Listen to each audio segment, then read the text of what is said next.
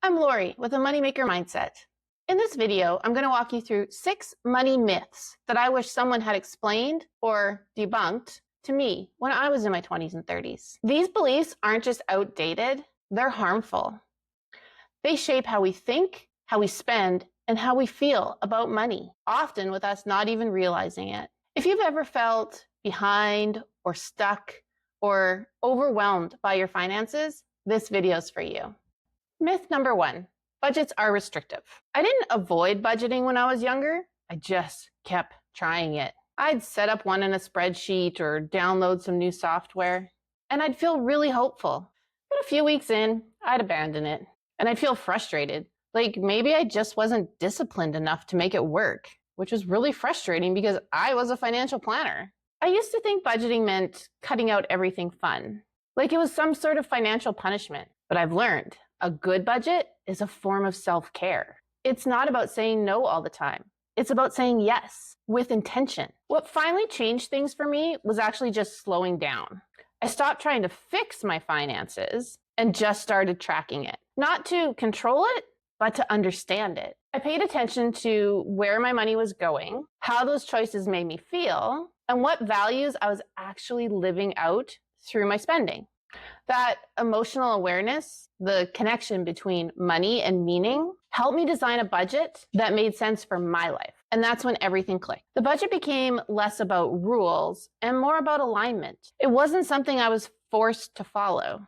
It was something that supported the way I wanted to live. Myth number 2, it's normal to always be in debt. In my 30s, I'd look around and saw that just about everyone I knew had debt. Car loans, lines of credit, credit cards, even vacations were being financed. It felt like it was just a part of being an adult. It felt like that's just adult life. And to be honest, I didn't question it for a long time. Debt was so normalized that carrying it didn't feel like a red flag. It felt like the price of keeping up.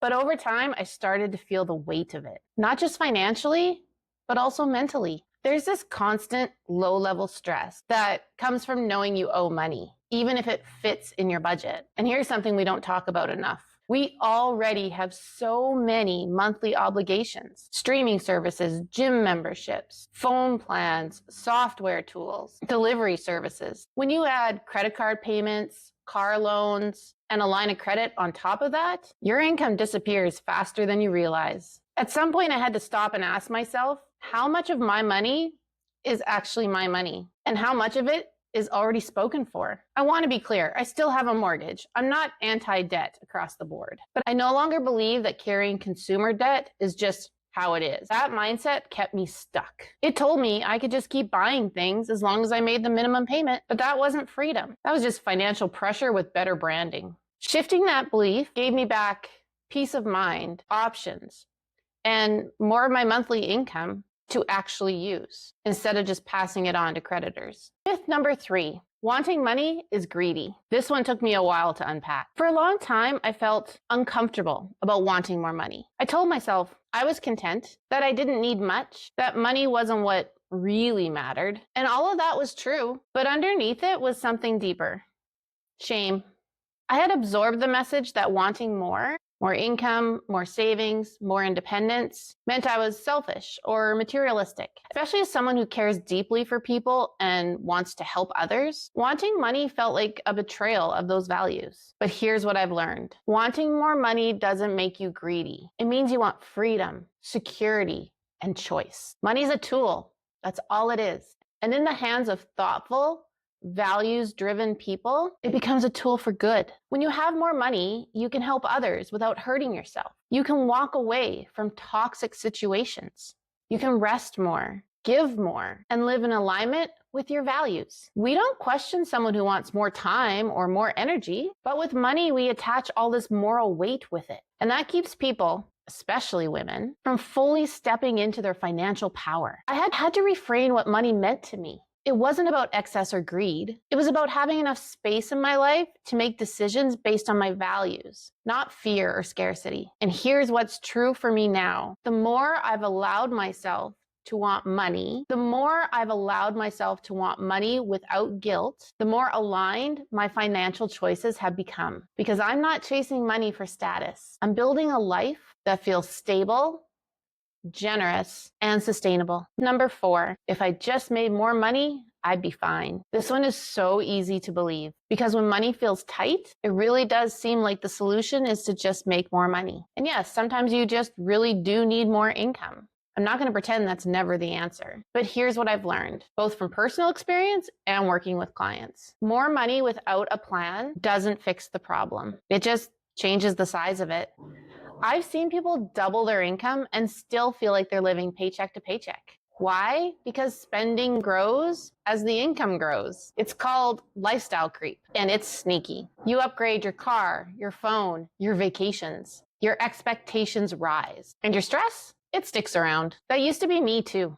I'd think if I just made a little more money, I'd finally feel caught up. But every time my income increased, it got absorbed by more spending. The problem wasn't how much I was earning. It was I didn't have a system or a clear sense of what I wanted to actually do with my money, or a clear sense of what I actually wanted my money to do. It's easy to confuse income with financial health. But the truth is, without structure, boundaries, and values guiding your money, more income just creates more complexity, not more peace. Now, when I work with people, we talk about something called intentional earning. Yes, we talk about income goals, but we also talk about how that income will be used. What's it for? What matters? Because money without meaning just disappears. And the goal isn't to just make more, it's to build a life that works at any income level. Myth number 5. Talking about money is awkward or rude. This myth runs deep, and for many of us, it started early. Maybe you grew up in a household where money wasn't talked about at all. Or maybe when it was talked about, it came with tension, arguments, or shame. So no wonder as adults, we avoid the topic entirely,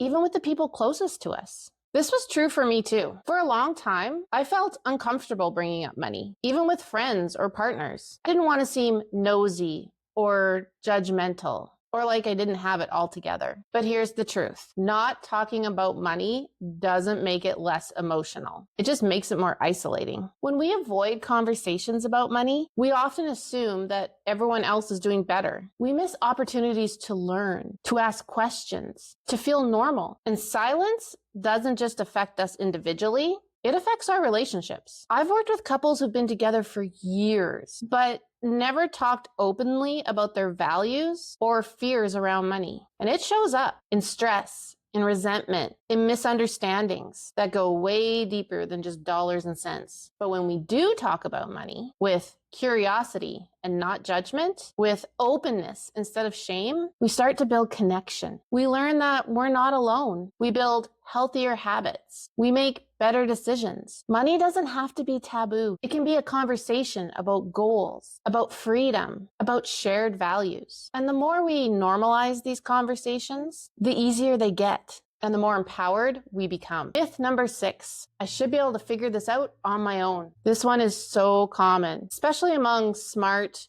capable, and independent people. And I get it. I used to believe this one too. I thought, I'm educated.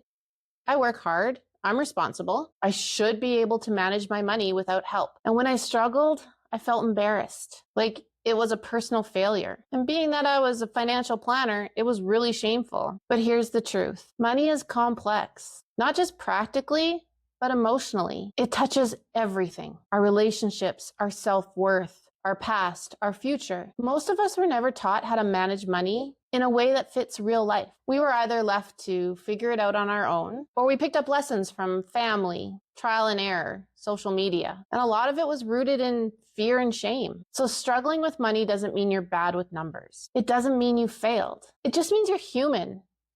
And being human isn't a flaw. There's no shame in asking for help. In fact, I think one of the bravest things you can say is, I want to understand this. I want to make better decisions, and I'm ready to get support. That's why I do the work I do, to give people a safe place to talk about money without pressure, without judgment, without products, just clarity. And you don't have to wait for things to fall apart. You can reach out when you're ready to build something better, not because you can't figure this out on your own, but because you don't have to. If any of these myths hit home, you're not alone, and it's never too late to change how you think about money. If you want to dive deeper and create a healthier, more confident relationship with your finances, I invite you to join my next financial wellness workshop. It's product-free, supportive, and designed to help you shift your mindset, set goals, and build real-life strategies that work for you. Sign up in the link in my bio. Spots are limited, and I'd love to see you there. If you found this video helpful, please hit the subscribe button, give it a thumbs up, and share it with someone who might need to hear it. Thanks for watching, and I'll see you next time.